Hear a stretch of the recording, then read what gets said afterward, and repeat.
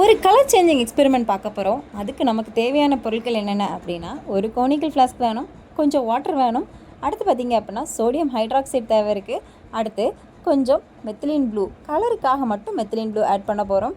Next பார்த்திங்க அப்படின்னா glucose. இது இவ்வளோ தான் இந்த எக்ஸ்பெரிமெண்ட் பண்ணுறதுக்கு தேவையான பொருட்கள். இப்போ ஃபஸ்ட்டு ஒரு கோனிக்கல் ஃப்ளாஸ்க் எடுத்து அதில் கொஞ்சம் வாட்டர் எடுத்துப்போம். வாட்டர் வந்து ஃபுல்லாக எடுக்கணும் அப்படின்னு அவசியம் இல்லை. நமக்கு விசிபிளாக தெரிகிற அளவுக்கு நம்ம என்ன பண்ணால் போதும் அப்படின்னா வாட்டர் எடுத்தால் போதும். ஸோ நான் கோனிக்கல் ஃப்ளாஸ்கோட கீழேருந்து ஒரு ஒரு ஒரு ½ இன்ச் அளவுக்கு நான் என்ன பண்ணியிருக்கேன் அப்படின்னா வாட்டர் எடுத்திருக்கேன். நெக்ஸ்ட்டு பார்த்திங்க அப்படின்னா இப்போ சோடியம் ஹைட்ராக்சைடு போட்டிருக்கேன். அந்த சின்ன சின்ன பெல்லட்ஸ் மாதிரி இருந்தாலும் அது சோடியம் ஹைட்ராக்சைடு. இதை போட்டுட்டு நல்லா என்ன பண்ணுறோம் அப்படின்னா அந்த பெல்லட்ஸ் ஃபுல்லாக தண்ணியில் கரையிற அளவுக்கு நான் என்ன பண்ணுறேன் அப்படின்னா நல்லா மிக்ஸ் பண்ணுறேன், டிசால்வ் பண்ணுறேன். பாருங்கள், இதை டிசால்வ் பண்ணி முடிச்சுட்டு என்ன பண்ணணும் அப்படின்னா கொஞ்சம் குளுக்கோஸ் போடணும். இப்போ நம்ம வீட்டிலலாம் யூஸ் பண்ணுவோம் இல்லை, அந்த குளுக்கோஸ் எடுத்து போடலாம், இல்லை சுகர் போடலாம். ஆனால் பெஸ்ட் என்ன அப்படின்னா குளுக்கோஸ் வந்து யூஸ் பண்ணால் பெஸ்ட்டான ரிசல்ட் வந்து கிடைக்கும். ஸோ இதுக்கு அடுத்து என்ன பண்ணணும் அப்படின்னா குளுக்கோஸ் போடணும். குளுக்கோஸ் போட்டுட்டு அதையும் என்ன பண்ணணும் அப்படின்னா நல்லா மிக்ஸ் பண்ணணும்.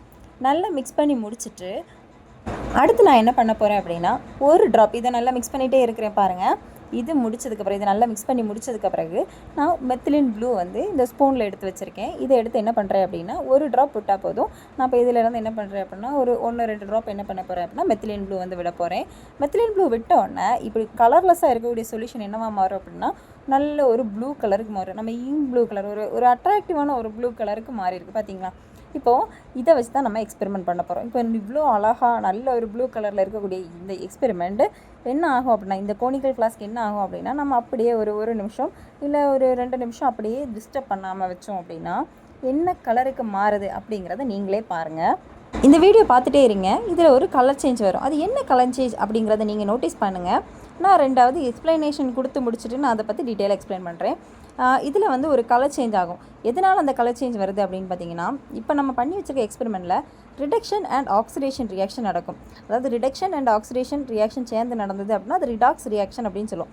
இந்த ரிடாக்ஸ் ரியாக்ஷன் நடக்கிறனால தான் இப்போ இந்த எக்ஸ்பெரிமெண்ட் அப்படியே நம்ம ஒரு நிமிஷமோ 2 நிமிஷமோ டிஸ்டர்ப் பண்ணாமல் வைக்கும்போது அதோட கலர் என்ன ஆகும் அப்படின்னா மாறும். இப்போ நீங்கள் வீடியோவை நல்லா பார்த்துட்டே இருங்க. அதில் என்ன கலர் சேஞ்ச் நடக்குது அப்படிங்கிறது விசிபிளாகவே நீங்கள் பார்க்கலாம். ஃபஸ்ட்டு எவ்வளோ டார்க்காக இருந்துச்சு அப்படி தானே. இப்போ டைம் போக போக என்ன ஆகிட்டே இருக்குது, அந்த டார்க் கலர் அப்படியே டிஸப்பியர் ஆகி என்ன கலருக்கு மாறுது, அப்படியே ஒரு ஒயிட் கலருக்கு மாறுது. அந்த மேலே பார்த்தீங்க அப்படின்னா ஒரு லைட்டான ஒரு ப்ளூ கலர் லேயர் வந்து நமக்கு என்ன ஆகும் அப்படின்னா மேலே தெரியுது. மீதி எல்லாம் பார்க்குறதுக்கு எப்படி இருக்கும், ஃபுல் டிரான்ஸ்பரண்டாக இருக்குது. இதுக்கு காரணம் என்ன அப்படின்னா இங்கேருந்து ஆக்சிஜன் என்ன ஆகும் அப்படின்னா நம்ம நார்மலாக வாட்டரில் ஆக்சிஜன் கண்டென்ட் இருக்கும்ல, அந்த ஆக்சிஜன் கண்டென்ட் என்ன ஆகுது அப்படின்னா அப்படியே மேலே போய் இருக்குது. அதனால தான் அங்கே என்ன ஆகுது, இங்கே இருக்கக்கூடிய ஆக்சிஜன் வந்து ரிமூவ் ஆகி மேலே போய் நிற்குது. நான் என்ன பண்ணுறேன் அப்படின்னா ரிமூவ் ஆகி நிற்கும் போது தான் நமக்கு கலர்லெஸ்ஸான ஒரு சொல்யூஷன் கிடைக்குது. திரும்ப நான் என்ன பண்ணேன், இந்த பீக்கர் கோனிக்கல் ஃப்ளாஸ்க் எடுத்து நல்லா ஷேக் பண்ணேன். ஷேக் பண்ணும்போது என்னாச்சு, ஒன்ஸ் அகெயின் அந்த லிக்யூட் கூட யார் சேர்ந்துட்டாங்க, ஆக்சிஜன் சேர்றாங்க. ஆக்சிஜன் சேரும்போது திரும்ப என்ன ஆகுது, அங்கே ஒரு ரியாக்ஷன் நடந்தது, என்ன கலருக்கு மாறுது, ப்ளூ கலருக்கு மாறுது. ஆக்சிஜன் பிரியும் போது என்ன கலருக்கு மாறுது, கலர்லெஸ்ஸாக மாறுது. ஆக்சிஜன் சேரும்போது என்ன ஆகுது, கலர் வருது. ஓகேவா? இதுதான் ரிடாக்ஸ் ரியாக்ஷன் அப்படின்னு நம்ம சொல்லுவோம். இதே போல் இனி வரக்கூடிய டைமில் நிறைய எக்ஸ்பெரிமெண்ட் பண்ண போகிறோம். அது வேணும் அப்படின்னு நினச்சிங்கன்னா கண்டிப்பாக சப்ஸ்கிரைப் பண்ணி வச்சுக்கோங்க. Thank you for